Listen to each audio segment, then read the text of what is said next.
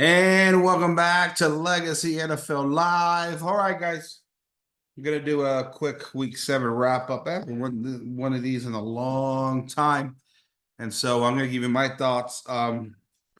Obviously, in the NFC, I got a pretty good picture of what's going on over there. It's my conference, so I'm following it closely. In the AFC, I'm gonna try to give you a best analysis. If I'm wrong in some of the analysis there, you guys can correct me. And so let's go at it here. Let's go to the share screen. Let's go to the let's go here. And let's see here. Where'd it go? Where everything go? Here we go.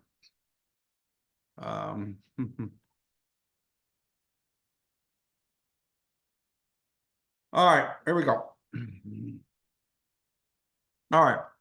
So stunning upset today in the AFC East as listen, point corrections still may come in, so maybe I'm doing this a little early, but let's get it going here. If the Jets hold on to beat the Buffalo Bills, that's a stunning victory right there. Jets are actually doing much better than I thought. I thought the Jets there had decided to break it down and rebuild. That's Rob's team over there, but he's holding up his end. He's doing very well over here. And 219 points per game. While it doesn't match up with the elite teams, it's good enough right now if the score holds to be 4-3 and be in a position possibly for a wild card run. And so that's why this is a big, big victory if it holds on. You got the of course the Patriots and the Dolphins bring up the rear of that division. I still think the Bills are going to win that division. And what is interesting too, of course, is this has implications for the number 1 seed, who I thought the Buffalo Bills were one of the favorites, along with the Browns and the Colts. And as you'll see, this is a big, big victory by the Giants because it really knocks the Bills down out of that chance of trying to get the number 1 seed and ultimately the Week 14 bye. A huge upset there. Over in the AFC West, Broncos, Raiders all of a sudden are tied at 5-2. Broncos, despite injuries at quarterback, shifting that roster around. You got Kevin over doing almost 240 points per game, which over in the NFC will probably be the best team in the NFC. But in the AFC, of course, he's probably the 4th or 5th best team over here, but it's good enough to kind of give him an edge over the Raiders right now with division conference record and conference record. I believe I forgot which one comes first in the tiebreaker, but I don't know what they've done in the head-to-head, but MFL right now has a tiebreaker going to the Broncos over the Raiders, with the Chiefs and the Chargers bringing up the rear. Chiefs and Chargers not out of it yet for a wild card spot, but you got to win now or go home, baby, the rest of the way. That's pretty much what it is. Raiders, despite technically being second place, they're in a wild card spot as of right now. And the Broncos would go in as a division winner. Let's go down to the AFC South. I got to tell you, Daryl's Colts is putting 280 points. Remarkable run this year, sitting at 6-1. And there are the Jaguars are 5-2, doing 70 points per game less. And yet the Jaguars are hanging in there. Only one game out. I think the Colts pulls away here pretty soon. Big loss tonight for the Titans, who dropped to 4-3. Well, look at the Texans at 4-3. Much improvement there. Obviously, balance of power of schedule plays a role here. You see this with a few teams. I think with the Texans, it's one of them having the weaker 4th place schedule, and the improvements that GM has made has really helped. And so the Titans and the Texans still remain in that wild card race. The Jaguars right now would be locked in probably for the 2nd wild card spot, with the Raiders at number 1. And so the Colts will be the division winner right now. Jaguars would earn that wild card spot. But again, everybody's chasing. Titans at 4-3, Texans at 4-3, the Jets at 4-3. One of those 3 teams there would actually be right now be in the 3rd wild card spot, with the other 2 chasing still, right? So that's what the race looks like. Let's go to the AFC North, and the Browns have, well, I mean, they haven't officially clinched it, but they're going to win this division. They already got a 4-game lead over everybody else in the division. And Dan, with 279.8 points per game, is cruising to another division title in the AFC North. And so when you look at the AFC in totality right now, we would have to go to tiebreakers. I don't know who the 1 seed would be right now. I haven't gotten, let's see here. If it's conference records, I guess head to head, I don't know if they've played each other, but conference records, 5-1 for the Browns, 4-1 for the Colts. That's effectively a tie. I don't know. Then it would go to, after that, I think it would go to like the power rankings or something to that effect. And let's see here, Browns are 1, Colts are 2. Well, there you have it right there. I think it would probably Browns 1. We got a long way to go. Colts 2. Browns, I think, look like they may be the number 1 seed right now. Again, haven't gone through the tiebreakers, but it's close. So let's just call it for now. Browns 1. Colts will get the number 2 seed. It looks like the Bills or Broncos will be the 3 and the 4 there. Yeah. 3 and the 4 there. And the wild cards right now would it be actually, it'll be the Raiders 1, Jaguars 2, and then there's a battle between 3, 4, and 3 teams. The Jets, the Titans, and the Texans. I don't know who when I would have to go through the conference record. Let's see here. 3 and 2 for the Titans, 2 and 3 for the Texans, and 3 and 2 for the Jets. So that's a tie between the Jets and the Titans. We would have to probably go to the power rankings down here or the all play record. And let's see here. What do we got here? Jets are 3 and 3. And then the Titans are down here below him. Well, the Titans 4 and 2. Wait a minute. Yeah. Oh, so wait a minute. The power rankings aren't updated yet. I'm sorry. I apologize about that. So, okay, so I don't have the tiebreakers, but one of those 3 teams will get that final wild card spot. So it's still close. And I think, listen, honestly, the Jaguars are still susceptible to fall out of that second wild card spot. So those 3 teams, the Titans, the Texans, and the Jets, very real possibility 2 of those 3 teams ascend, knocking down the Jaguars potentially. Same with the Raiders. Raiders could fall as well too at 215 points per game. So the point is this is still wide open.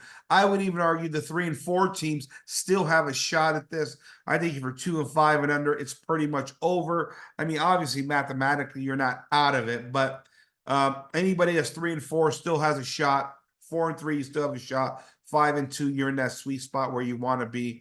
And of course, you got the division winners that are automatically in the 1 through 4 there, of course. And so, I mean, honestly, right now, it looks like a race between the Bills, the Broncos, the Colts, and the Browns. That's going to be a heck of a Final Four if it goes down that way.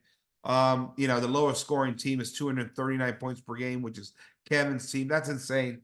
That's just a lot of points this division is, or this conference, I should say, is scoring. That's in a nutshell what the AFC looks like. The NFC, let's start in the NFC South. And this one, just like the AFC North, is just about over. The Panthers lost this weekend, and the Bucs lost. Pretty much, I think, cemented for the Falcons. 4-game lead with 6 games to go. It would take an absolute historic collapse for the Falcons to lose this division. Falcons are going to get in there. And right now would actually be the number 2 or 3 seed. We'll see about that.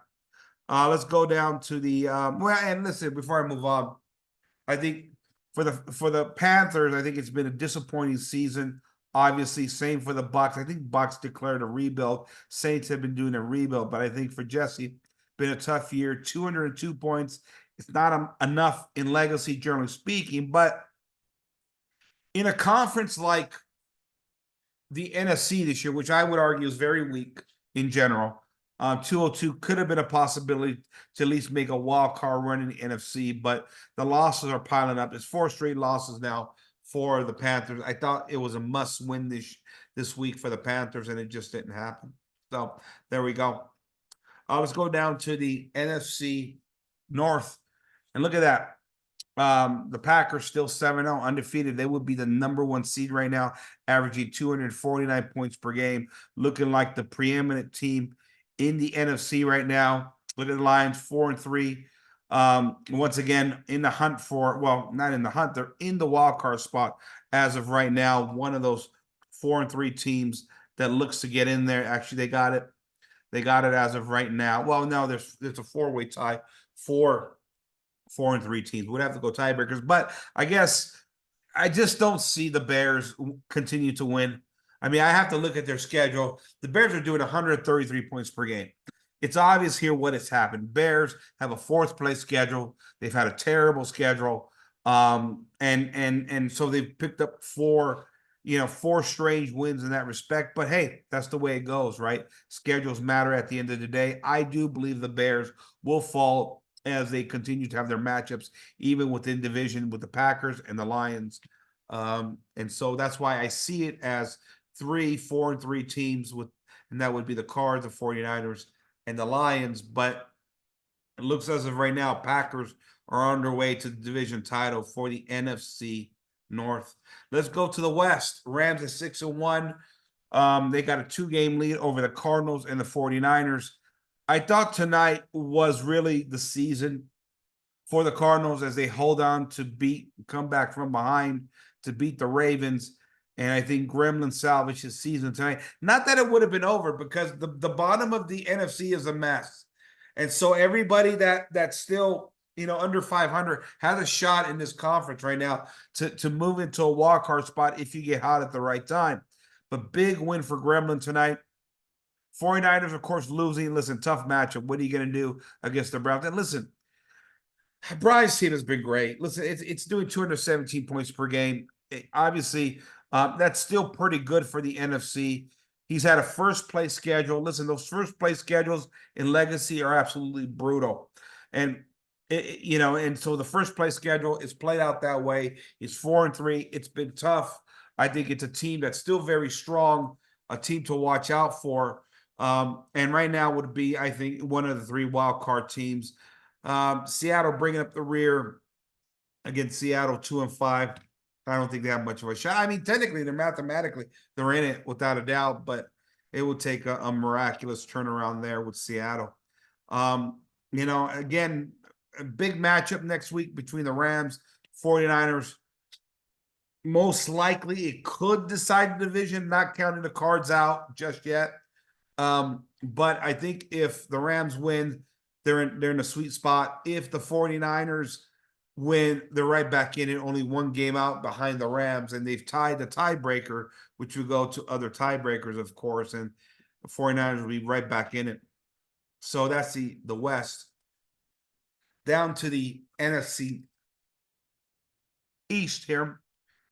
Cowboys lost tonight, 5-2. Frank has made a great run this year, one of the stronger teams in the NFC.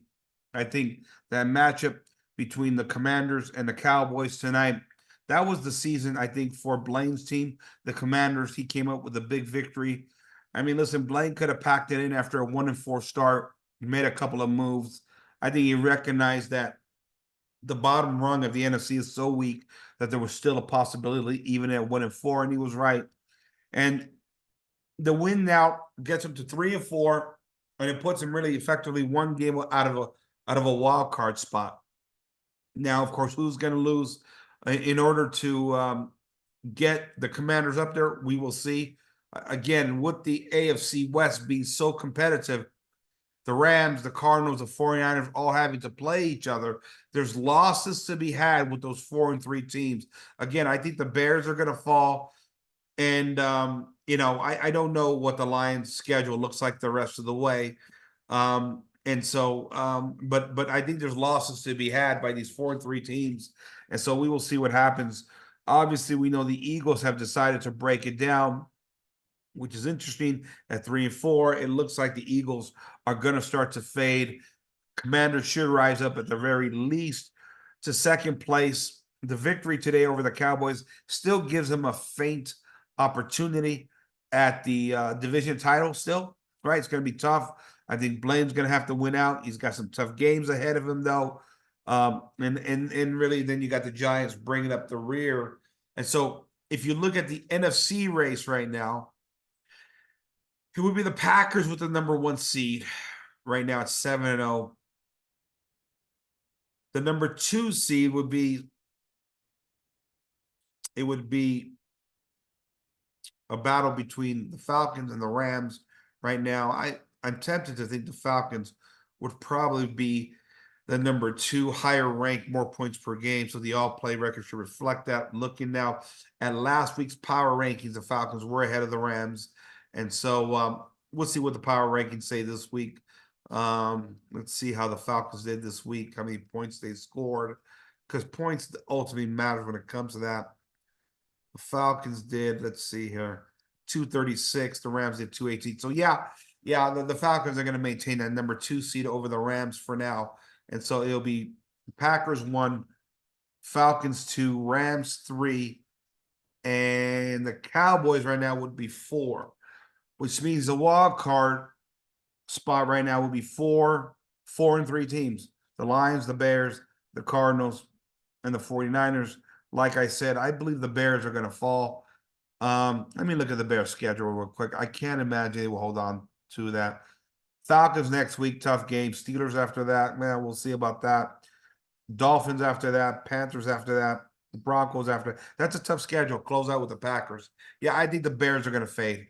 So the question after that remains is, out of the Lions, the Cardinals, and the 49ers, who falls and who can rise? I think it's the Commanders that are in the best position to try and sneak into a wild card spot. And so you got to look at the schedule, how it breaks down. The Commanders are going to need, again, the Cardinals, the 49ers, and the Lions to start losing ball games in order to sneak into that race. But it's only one game out, and it's very, very possible for the Commanders to sneak in there. You got to give Blaine credit there. So there you have it. I mean, that's a general overview of the conference records right now, or the conference races right now.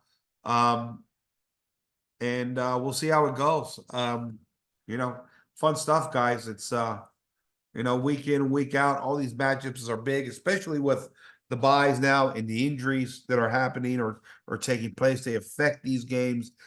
What you're seeing right now is lots of scores are really dropping every week as we get these buys and guys don't have their essential players. Though it seems like in the AFC, they're not having problems scoring points. They're just scoring a lot of points over there. It's unbelievable. Unbelievable, actually. So there you have it. I'll see if I can do another update next week, guys. Let me stop the share here. And there you have it. I want to thank you for joining me. This is Frank signing off for Legacy NFL Live. Good night, everybody.